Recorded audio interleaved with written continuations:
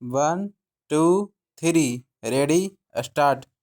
On account of the low unit price of the agriculture products, even a small shortfall in supplies causes large price fluctuations, and the market structure responds to this reality in a manner detrimental to the consumer's interest.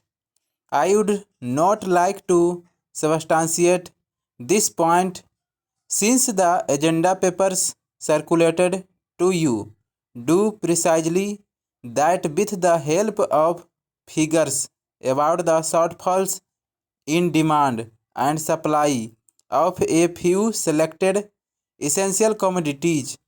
What needs to be noted, however, is that there have been large regional variations in the price rise. The onion prices in Delhi and some other cities registered much sharper increases than cities in the south. I must dwell here briefly on onion prices. The unprecedented weather conditions leading to sharp supply shortages is the reason for shortage on onions. Arrivals of fresh supplies was also greatly delayed by the continued spell of unpredictable weather. It could have made a difference if the decision to place onion under the open general license with zero import duty, coupled with arrangements for speedy imports, had been taken somewhat earlier. The prices of other essential commodities like rice, wheat, sugar, tea, and salt have shown a normal trend.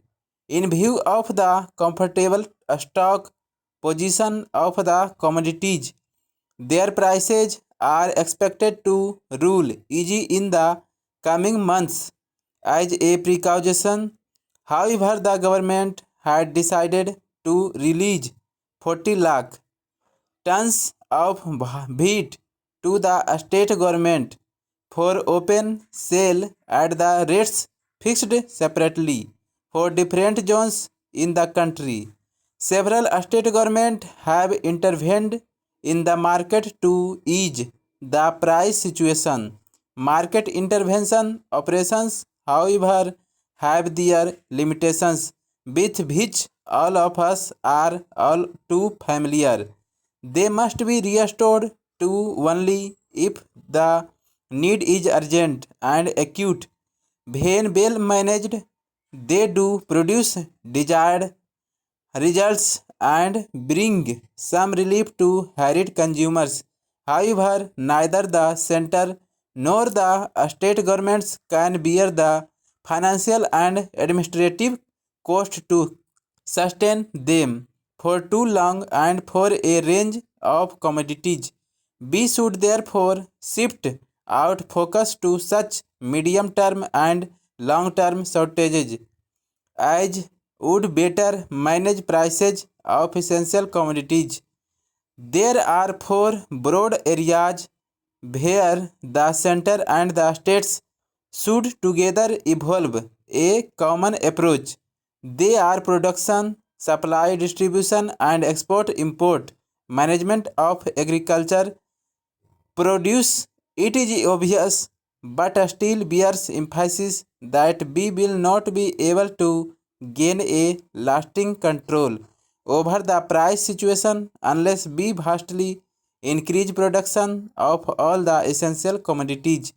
This point is also important from the point of view of granting food security to our growing population now.